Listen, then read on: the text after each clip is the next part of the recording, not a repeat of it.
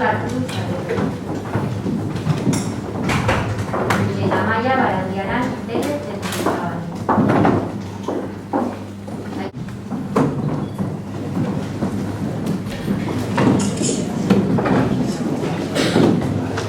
Bederatzi Aitor Aldasororen alde, 6 Koldo Agirreren alde, eta Santiago Urdapiletaren alde ez da botorik, eta izan 2 boto txurin gehiengo absolutua lortu duena, hau da, bederatzi boto Aitor Aldasoro jauna izan da, eta beraz, alkatea bera izan da hautatua.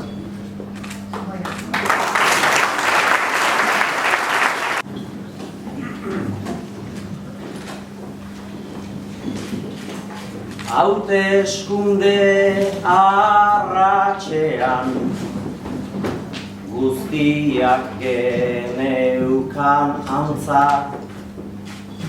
herri emaitzei begira, nerbio eta zalantza.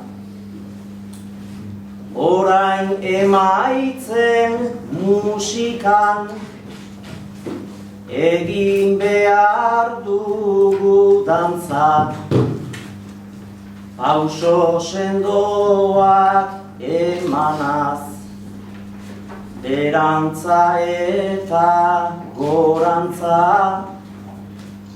gai honekin igual ezin, ta arekin aliantza. Hazi beretik bai datoz, fruitua eta arantza. Herriak emandako babes eta konfiantza, badet berriz herriari itzultzeko esperantza.